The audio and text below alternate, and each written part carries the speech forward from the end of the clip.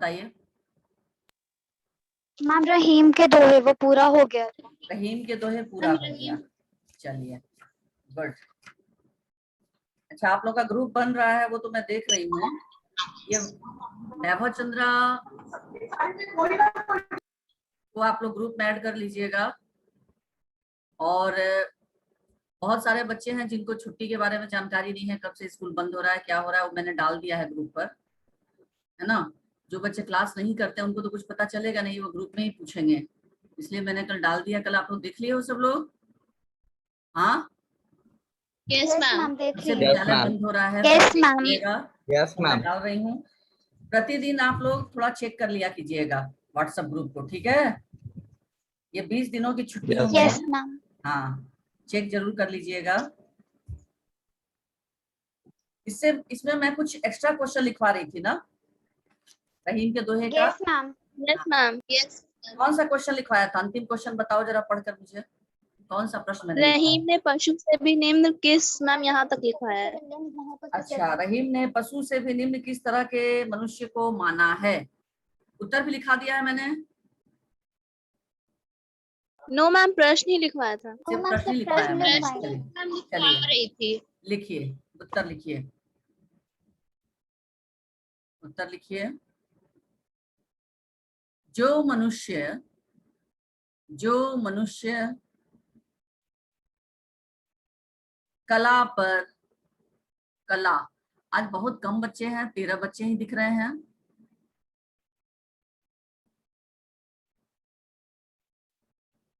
जो मनुष्य कला पर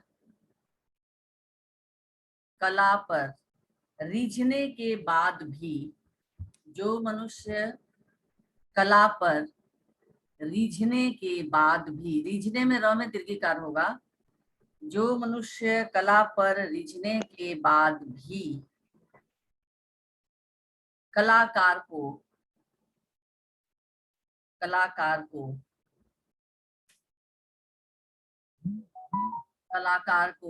उपहार स्वरूप, कलाकार को उपहार स्वरूप,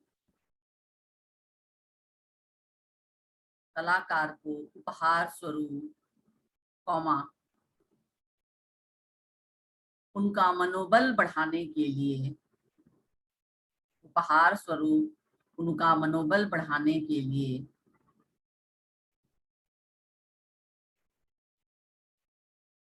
उपहार स्वरूप उनका मनोबल बढ़ाने के लिए कुछ भी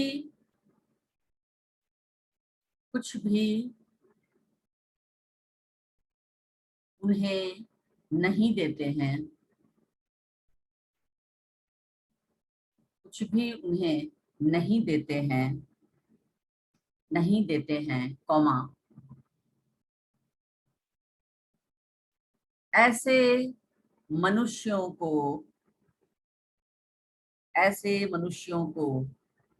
रहीम ने,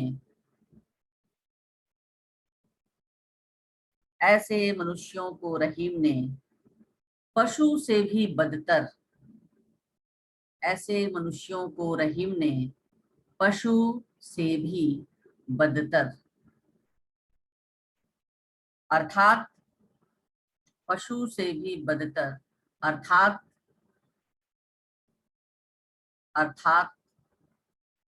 पशु की तुलना में, अर्थात पशु की तुलना में, अर्थात पशु की तुलना में निम्न माना है, अर्थात पशु की तुलना में निम्न, न हर्षे का नी, मन संयुक्त यानी आधा म न, निम्न माना है। हो गया? यस चलिए Yes, ma'am. Next question. और इस तरह से जो बच्चों में लिखा रही हूँ, इसी तरह से आप लोग एक अंक के बहुत सारे प्रश्न, कम से कम 10-10 प्रश्न प्रत्येक पार्ट से करेंगे। इस पार्ट का तो मैं लिखा ही दे रही हूँ, और भी अगर आपको लगता है कि और बन सकता है प्रश्न, it's a very good thing, बनाओगे। मेरी बात समझ में आ रही है? हाँ यस मैम। हाँ, क्या बात है, कोई बच्चा अभी ओम कुमार क्यों फोन कर रहा है? कोई भी बच्चा तो ये इसमें नहीं है, वेटिंग रूम में तो नहीं है, सारे बच्चों को मैंने, हाँ अच्छा। तो इस तरह से बच्चों सारे चैप्टर से जो पठित यानी जो पढ़ाए जा चुके हैं, पठित का मतलब क्या होता है, जिनकी पढ़ाई हो चुकी है, हम इनकी पढ़ाई हो हाँ, तो उन सभी पाठों से 10 तो आपको कहा जा रहा है। अगर आपको मान लीजिए 10 के अलावा अगर 15 बनता हो तो क्या आप नहीं बनाएंगे, बताइए। हम बनाएंगे। एवरेस्ट शिखर यात्रा से तो ढेरों प्रश्न बनेंगे। अगर मान लीजिए विद्यालय के द्वारा, स्कूल के द्वारा आपको कहा जा रहा है कि 10 प्रश्न बनाइए, है ना, 10, मान लीजिए वैसा चैप्टर जो छोटा है जिसमें 10 ही बन सकता है, लेकिन बहुत ऐसे चैप्टर हैं जैसे एवरेस्ट मेरी शिखर यात्रा, उसमें तो 20, 25, 30 भी बन सकता है ना, हाँ। यस मैम, मैम उसके उसमें अंक एक पेज में ही 10-20 प्रश्न बनेगा। हाँ, तो इस तरह से आप ज्यादा से ज्यादा पढ़ाएंगे और फायदा आप ही को होगा, चूंकि स्कूल खुलने के बाद जुलाई महीने में आपका फर्स्ट पीरियडिक होगा जो कि 40 मार्क्स का होता है, और 40 मार्क्स में इसी तरह से आपके एमसीक्यू पूछे जाते हैं, आपके 1 अंक के प्रश्न पूछे जाते हैं, 1 पंक्तियों वाले उत्तर, ठीक है। और उसके बाद 2 नंबर के प्रश्न पूछे जाते हैं, फिर 5 नंबर के प्रश्न पूछे जाते हैं। तो जितना आप करके रखेंगे उतना आपके लिए फायदेमंद होगा। क्लियर, बात समझ में आ गई? हाँ, यस मैम। Yes ma'am. हाँ, इस तरह से हॉलीडे होमवर्क जो भी आपको दिया जाएगा उसको पूरा करना है। ये नहीं सोचना है कि कौन सी कॉपी करेक्शन हो रही है, अरे कॉपी आज नहीं कल, आप हो सकता है 2 महीने बाद स्कूल खुल जाए, 3 महीने बाद स्कूल खुल जाए, है ना, वैक्सीनेशन सभी बच्चों को लग जाए, सारे बच्चे सुरक्षित हो जाएं, तो हो सकता है सरकार आदेश दे कि एक साथ सभी बच्चे नहीं। इसके पहले आप लोग कैसे आते थे, 50% बच्चे एक दिन, 50% एक दिन, तो उस तरह से हो सकता है आए। आप लोग तो कॉपी तो लेकर आएंगे ना, कॉपी तो लेकर आना पड़ेगा क्योंकि हम वो चेक करेंगे। Yes ma'am. हाँ, तो इसलिए कॉपी को एकदम अपडेट रखेंगे आप लोग, ये नहीं कि आग लगने पर कुआं खुदना शुरू करेंगे। जो भी हॉलिडे होमवर्क दिया जा रहा है, जो प्रतिदिन जिस सब्जेक्ट की पढ़ाई हो रही है, जो भी होमवर्क दिया जा रहा है उसको आप करते चलिए, ठीक है। चलिए आगे लिखिए, नेक्स्ट क्वेश्चन लिखिए, सिंगल इन्वर्टेड कॉमा एकल उदाहरण चिन्ह के अंतर्गत बिगड़ी बिगड़ी बात बने नहीं, बिगड़ी बहर्षिकर बिगड़ी पाठ के अनुसार, है ना, बिगड़ी बात बने नहीं, एकल उदाहरण चिन्ह बंद करें। दोहे के माध्यम से कवि क्या कहना चाहता है, बिगड़ी बात बने नहीं, दोहे के माध्यम से कवि क्या कहना चाहता है, क्योंकि ये सारे संभावित प्रश्न हैं, यानी इस तरह से प्रश्न आ सकते हैं, पूछे जा सकते हैं। देखिए, बिगड़ी बात बने नहीं, बिगड़ी बात बने नहीं, दोहे के माध्यम से कवि, दोहे के माध्यम से कवि कहना चाहता है कि, दोहे के माध्यम से कवि कहना चाहता है कि एक बार बात बिगड़ जाने पर, एक बार बात बिगड़ जाने पर, एक बार बात बिगड़ जाने पर लाख प्रयत्न करने पर भी, एक बार बात बिगड़ जाने पर लाख प्रयत्न करने पर भी, लाख प्रयत्न करने पर भी वह बात नहीं बन पाती, लाख प्रयत्न करने पर भी वह बात नहीं बन पाती। क्लियर हुआ? Yes ma'am. हाँ, लाख प्रयत्न करने पर भी वह बात नहीं बन पाती। उसके बाद नेक्स्ट, अच्छा दूसरी बात, पाठ में से ही मैंने आप लोगों को कहा था व्याकरण में शब्द विचार आपके सिलेबस में है, ठीक है। तो शब्द विचार के अंतर्गत आपके आता है क्या क्या, विलोम आता है, विलोम, पर्यायवाची, उपसर्ग, श्रुति प्रत्यय, श्रुति संभिन्नार्थक, संभिन्नार्थक। हाँ, श्रुति संभिन्नार्थक तो मैं लिखवा दूंगी, कल लिखवा दूंगी आप लोगों को, कुछ शब्द हैं जो लिखवा दूंगी जो आपके पुस्तक में नहीं दिया हुआ है, लेकिन उनकी जानकारी आपको होनी चाहिए। और अनुच्छेद से संबंधित भी मैंने कुछ बताया है आप लोगों को, अनुच्छेद लेखन बताइए, हाँ, नो मैम। अनुच्छेद नो लेखन। मैम। अच्छा, नो नहीं, मैम। अभी अनुच्छेद लेखन आपका नहीं है, जुलाई में है। अभी आपका शब्द और पद है, मैंने लिखवा दिया है, शब्द और पद से संबंधित लिखवा दिया है ना। Yes ma'am. अनुस्वार और यस मैम। अनुस्वार, अनुनासिक, उपसर्ग, प्रत्यय पढ़ाई यस किया है। मैम। अब शब्द विचार के अंतर्गत है आपका Yes. श्रुति, संभिन्नार्थक शब्द, पर्यायवाची और विलोम। तो पाठ से मैंने आप लोगों को पहले ही बता दिया था कि पाठ में से अनुस्वार, अनुनासिक वाले शब्द, ठीक है, या परीक्षा में आपके ऐसे भी प्रश्न पूछे जाते हैं, मान लीजिए उस पर अनुस्वार और अनुनासिक का प्रयोग नहीं हुआ है, उसको आपको, तो आप जितने पाठ हैं उनमें से प्रत्येक पाठ से 2 कॉलम बना लेंगे, अनुस्वार और अनुनासिक, और जितने अनुस्वार वाले शब्द हैं उसको लिख लेंगे, जितने अनुनासिक वाले शब्द हैं उसको लिख लेंगे। ठीक है, बात समझ में आ रही है। ये आप लोग अपने यस मैम। Yes, ma'am. ये समर वेकेशन का सदुपयोग करेंगे, और उपसर्ग प्रत्यय भी पाठ में से ही आप उनका लिख लेंगे, ठीक है, क्योंकि क्वेश्चन में जरूरी नहीं है कि आपकी व्याकरण की किताब को खोला जाए, आपके पाठ में से ही कोई ऐसा शब्द उठाकर दे दिया जाए जिसमें से आपको उपसर्ग और प्रत्यय ढूंढना हो, और या तो शब्द का, उस शब्द का मूल भाव दे दिया जाए और उस पाठ के अनुसार ही आपको हो सकता है कि लगाकर कोई उपसर्ग और प्रत्यय बनाना हो, ये भी हो सकता है। उसके बाद अपठित गद्यांश। अपठित गद्यांश तो मैं बता चुकी हूँ, ऐसा गद्यांश जिसको कभी पहले यस मैम। ना पढ़ा गया हो, इससे संबंधित कुछ लिखाया भी है मैंने। हाँ, Yes, ma'am. लिखवा दिया Yes, है ma'am. हाँ, तो इस तरह से आपका सिलेबस कंप्लीट हो गया है। मई और जून, अप्रैल मई तक का, अप्रैल मई जून ये सब हो चुका है, ये 3 महीने की पढ़ाई।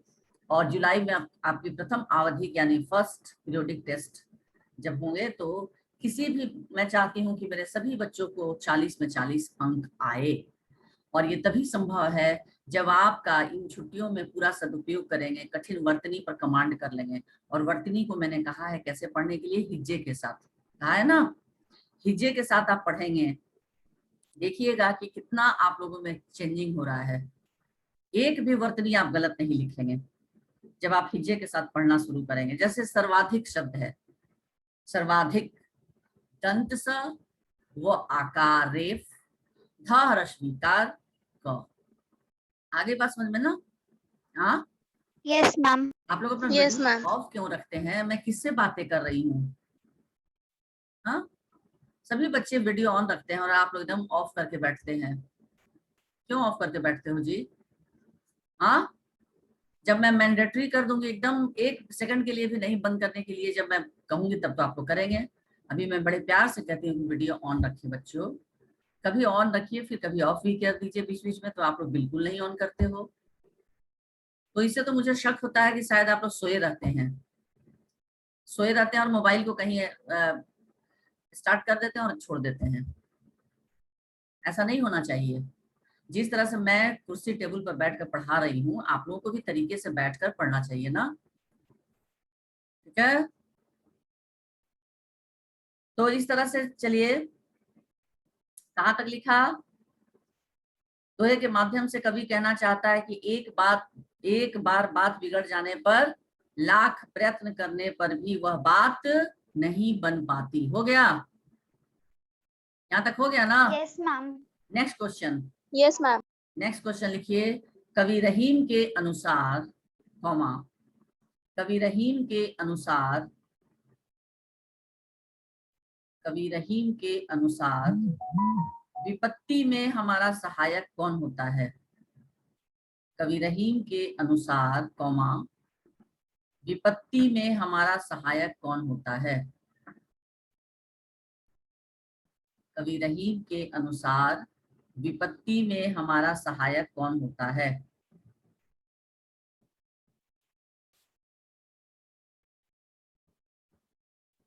कवि रहीम के अनुसार, कॉमा, कवि रहीम के अनुसार विपत्ति के समय, कवि रहीम के अनुसार, कॉमा, विपत्ति के समय, विपत्ति के समय हमारी अपनी संपत्ति ही, हमारी अपनी संपत्ति ही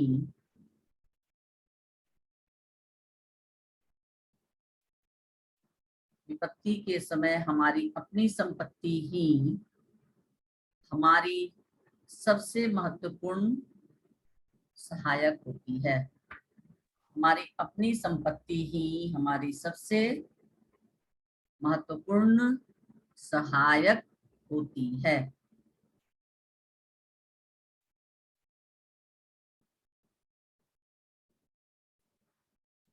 अर्थात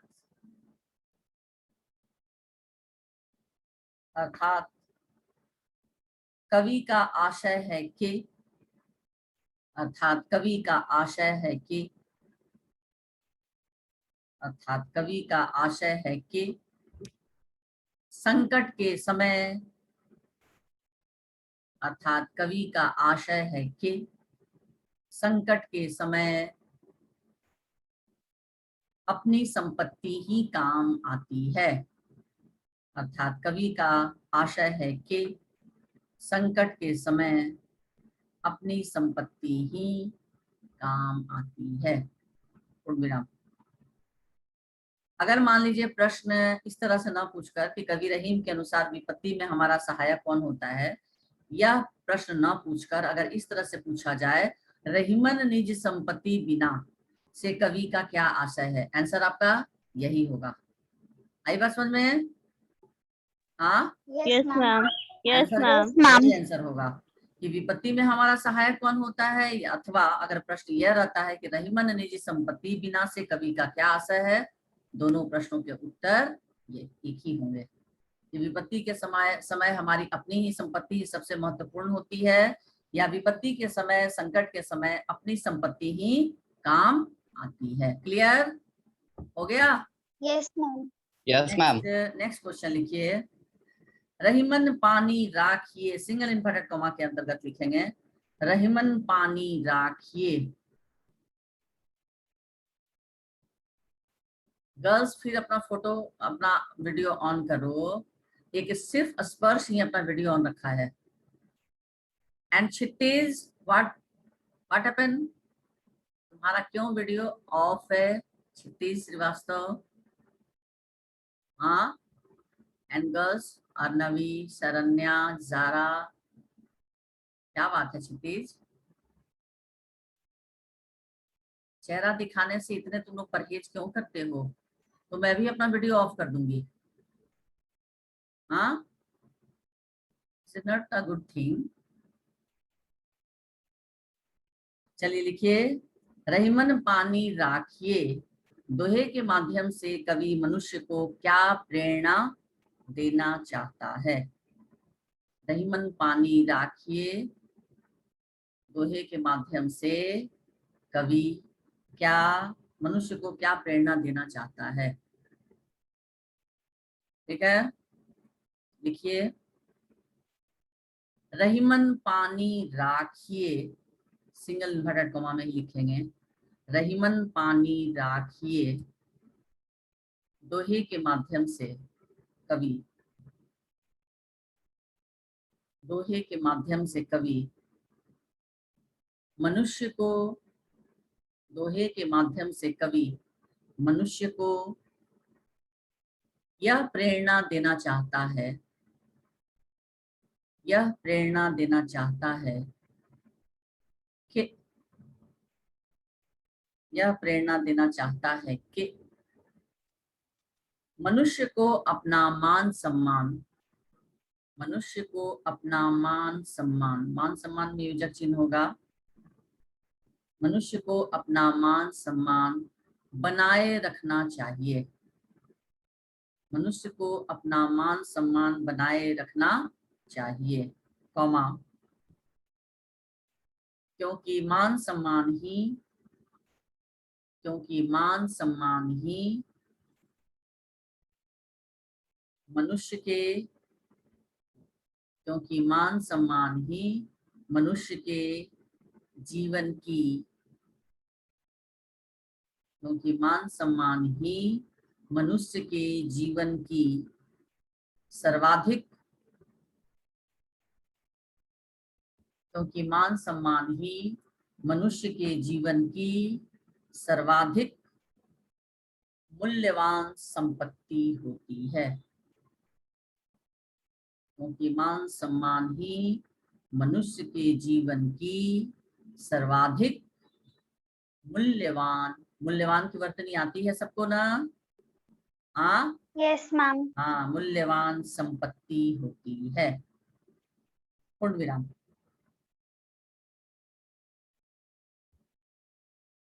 नेक्स्ट क्वेश्चन लिखो, बिना पानी वाले मनुष्य से कवि का क्या आशय है?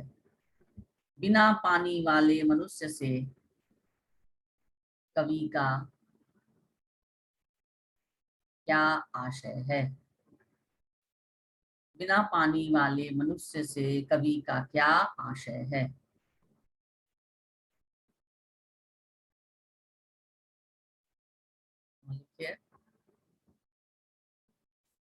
बिना पानी वाले मनुष्य से कवि का आशय, बिना पानी वाले मनुष्य से कवि का आशय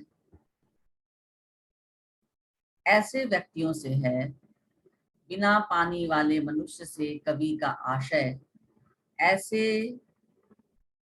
व्यक्ति से है, ऐसे व्यक्ति से है, कौमा, बिना पानी वाले मनुष्य से कवि का आशय ऐसे व्यक्ति से है, कौमा, जिसके पास स्वाभिमान या आत्मसम्मान नहीं होता, जिसके पास स्वाभिमान या आत्मसम्मान नहीं होता। बिना पानी वाले मनुष्य से कवि का आशय ऐसे व्यक्ति से है, कौमा, जिसके पास स्वाभिमान या आत्मसम्मान नहीं होता।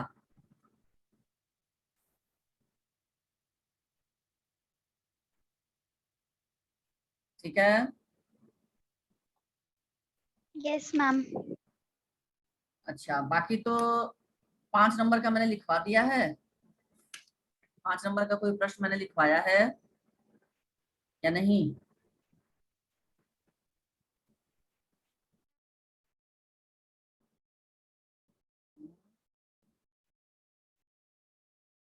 अच्छा, अब 2 नंबर वाले जो प्रश्न हैं आप ध्यान से सुन लीजिए। ये तो सारे 1 नंबर वाले प्रश्न हुए। अब 2 नंबर वाले प्रश्न अगर आते हैं प्रश्न परीक्षा में तो क्या आप लिखेंगे? जैसे प्रेम रूपी धागे की क्या विशेषता है, अथवा प्रेम की नाजुकता को धागे के संदर्भ में स्पष्ट करते हुए बताइए कि कवि का अभिप्राय क्या है। अभिप्राय यानी कवि का इस पंक्ति का अर्थ। प्रेम रूपी धागे की विशेषता यह होती है कि वह बहुत नाजुक होता है और जरा सी ठेस या चोट से टूट जाता है। एक बार टूट जाने के पश्चात उसे पुनः नहीं जोड़ा जा सकता है। जिस तरह धागे को जोड़ने पर उसमें गांठ पड़ जाती है, उसी प्रकार प्रेम संबंधों को भी एक बार टूट जाने पर पुनः पहले जैसा सरस नहीं किया जा सकता। आया समझ में? 2 नंबर के लिए कम से कम इतना आपको लिखना होगा। 2 नंबर वाले भी प्रश्न आते हैं परीक्षा में, 1 नंबर और 2 नंबर के दोनों। ठीक है? 1 नंबर वाले में तो आप 1 पंक्ति 1.5 पंक्ति लिख सकते हैं, लेकिन 2 नंबर वाले में कम से कम 4 पंक्ति आपको लिखना ही पड़ेगा। क्लियर? ओके, बात आ गई समझ में? आप एकदम Yes, छोटा सा ma'am. आंसर, एकदम 2 पंक्ति में एकदम छोटा सा Yes, आंसर 2 ma'am. पंक्ति का लिख देंगे और सोचेंगे 2 मार्क्स मिल जाएगा। नहीं, कम से कम उसमें 4 पंक्ति आपको स्पष्ट रूप से लिखना होगा। उसके बाद है प्रेम का धागा क्यों नहीं तोड़ना चाहिए, या रहीम के अनुसार प्रेम के धागे को क्यों नहीं तोड़ना चाहिए और धागा टूटने से क्या अभिप्राय है, या प्रेम का धागा टूटने पर पहले की भांति क्यों नहीं हो पाता। वही उसमें गांठ पड़ जाती है तो समझ में आ ही गया सबको। रहीमन निज मन की बिथा दोहे में कवि ने क्या कहना चाहा है? इस दोहे के माध्यम से तो रहीमन निज मन की बिथा दोहे में कवि ने कहना चाहा है कि अपनी व्यथा या पीड़ा को कभी भी औरों के साथ मत बांटो। अपनी व्यथा या दुख को औरों के साथ बांटने पर लोग उसका उपहास ही करते हैं, मजाक ही उड़ाते हैं, उसमें सहभागी नहीं होते। इसी कारण कवि ने अपने दुख को अपने तक ही सीमित रखने की सलाह दी है, क्योंकि फिर पीठ पीछे लोग आपका मजाक उड़ाएंगे, उपहास उड़ाएंगे और आपके मदद करने के लिए कोई आगे नहीं बढ़ेगा। इसीलिए रहीम ने कहा है कि अपने दुख को अपने तक ही सीमित रखें। रहीम ने सागर की अपेक्षा पंक जल को धन्य क्यों कहा है? तो रहीम ने सागर की अपेक्षा कीचड़ युक्त जल अर्थात पंक जल को अधिक धन्य इसलिए बताया है क्योंकि पंक कीचड़ के जल को पीकर कम से कम लघु जीव तो अपनी प्यास बुझा सकते हैं और जीवित रह सकते हैं, जबकि सागर का जल खारा होने के कारण किसी भी प्राणी की प्यास बुझाने में सक्षम नहीं होता। क्लियर हुआ बच्चों? समझ में आई? इसलिए Yes, ma'am. रहीम ने सागर की अपेक्षा Yes, ma'am. पंक जल को धन्य बताया है। इतना आप स्पष्ट रूप से लिखेंगे, then you will get 2 marks. आई बात समझ में? हाँ, Yes, ma'am. Yes, next ma'am. है, Yes, ma'am. रहीम ने पशु से भी तुच्छ किसे माना है और क्यों? या ते रहीम पशु से अधिक रिझेहू कछु न देत। कभी कभी ऐसा भी होता है कि पंक्तियां उठाकर ही प्रश्न आ जाता है, तो कवि ने ऐसा क्यों कहा है? रहीम के अनुसार जो मनुष्य कला पर रिझने के पश्चात भी किसी कलाकार की कला की कद्र नहीं करता, कलाकार को कुछ भी दान में नहीं देता, वह कंजूस और क्षुद्र है, जबकि पशु होते हुए भी हिरण वाद्य यानी बाजे पर मोहित होकर अपने प्राण तक त्याग देता है। तो मनुष्य से महान ज्यादा कौन हुआ? बताइए। पशु। पशु। हिरण। पशु। हिरण तो पशु ही ना है, यानी एक Yes, ढोलक ma'am. बाजे की आवाज सुनकर वो चल पड़ता है उस दिशा में और अपने प्राण को त्याग कर देता है, निछावर यानी कर कला पर देता है। मुग्ध होकर, है ना। लेकिन पशु से भी गया बीता नीच कौन है? मनुष्य, जो कलाकार की कला को देख तो लेते हैं, सुन तो लेते हैं, लेकिन बदले में उसे कुछ भी नहीं देते हैं, न तो उसका उत्साह बढ़ाते हुए न उसका मनोबल बढ़ाते हैं। इसलिए कवि रहीम ने ऐसे व्यक्तियों को पशु से भी निम्न कहा है। क्लियर है? समझ में आ गई सबको? Yes, ma'am. Yes, ma'am. Next है, हमें अपने निर्धन मित्रों को सुई और तलवार के उदाहरण द्वारा कवि क्या संदेश देना चाहता है? ये प्रश्न इस तरह से भी पूछा जा सकता है, हमें अपने निर्धन मित्रों को नहीं भूलना चाहिए, इस भाव के लिए रहीम ने कौन सा उदाहरण दिया है?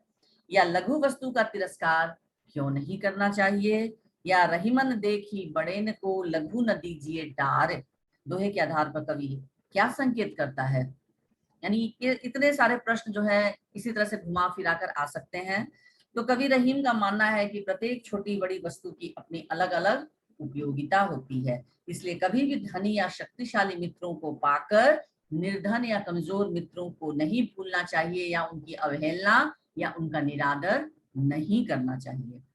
इसके लिए रहीम सुई और तलवार का उदाहरण देते हुए कहते हैं कि जहां सुई का काम होता है वहां तलवार व्यर्थ हो जाता है। इसी प्रकार रहीम इस उदाहरण के माध्यम से समाज में सभी के सम्मान का संदेश देते हैं। युद्ध के मैदान में तलवार का ही उपयोग होता है, सुई का नहीं, और कपड़ा फट जाने पर सुई का इस्तेमाल होता है, तलवार का नहीं।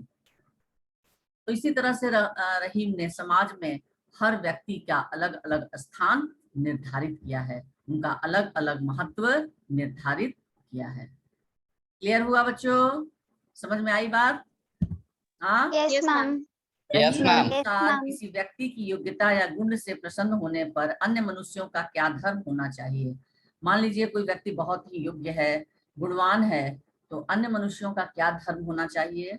तो रहीम के अनुसार किसी व्यक्ति की योग्यता या गुण से प्रसन्न होने पर अन्य मनुष्यों का यह धर्म होना चाहिए कि उन्हें गुणी व्यक्ति के कल्याण के लिए प्रेम पूर्वक दान या धन अर्पित करना चाहिए। प्रेम पूर्वक, किसी बल में, किसी दबाव में आकर नहीं, या दयावश में नहीं कि अरे बेचारा गरीब है, कितना बढ़िया ढोलक बजाया, अरे बेचारा गरीब है, कितना अच्छा इसने गीत गाया, यह सोचकर नहीं। रहीम कहते हैं कि नहीं, उन पर दया नहीं कीजिए। उनको आप अगर धन देते हैं तो उनका मान बढ़ाते हुए, सम्मान के साथ, आदर के साथ, उनका उत्साह बढ़ाते हुए, न कि उन पर दया करते हुए। ठीक है? कलाकार का सम्मान करना, उनकी कला का कद्र करना चाहिए, क्योंकि गुणी या कलाकार व्यक्ति की योग्यता का सम्मान देने का सरल तरीका यही है।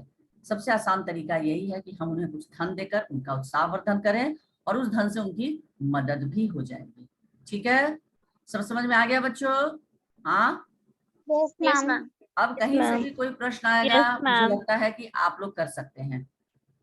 हो गया ना? हाँ, अच्छा। Yes, ma'am. ये रहीम के जितने Yes, दोहे ma'am. हैं बच्चे, जितने रहीम के ये दोहे आप लोगों ने पढ़े, क्या वे हमारे जीवन में उपयोगी हैं? हाँ, बताइए, यस मैम। Yes, ma'am, है। हैं कि नहीं? यस मैम है। मैम है। यस मैम है। मैम है। कौन सा दोहा जो हमारे जीवन में प्रतिदिन कहीं ना कहीं हम उसको लागू करते हैं अपने जीवन में? एक एक करके कोई बताए मुझे, ताकि मैं भी तो सुनूं कि आप लोग क्या समझे। कोई भी दोहा किताब से देखिए जो आपको लगता है कि ये दोहा हमारे जीवन में प्रतिदिन कहीं ना कहीं किसी न किसी रूप में लागू होता है, बताइए, बोलो। हाँ, किसी भी दोहे को पढ़िए और पढ़ के बताइए कि ये दोहा लगता है कि हमारे जीवन में प्रतिदिन किसी न किसी रूप में लागू होता है। बोलो, चुप नहीं रहो। हाँ, प्रश्न आता है कि रहीम के दोहे आज भी प्रासंगिक हैं, उदाहरण देकर स्पष्ट करें। यानी रहीम के जितने भी दोहे हैं वो आज भी प्रासंगिक हैं, यानी आज भी वो रेलेवेंट हैं। कौन कौन से दोहे उनके बताइए, बोलो, मौन नहीं धारण करो तुम लोग, जल्दी बोलो, अदरवाइज मैं नाम लेकर बोलना शुरू करूंगी। ऐसे अभी जिसको मन करे वो बोलो। क्या हुआ? शिवांगी, चलो बोलो तुम।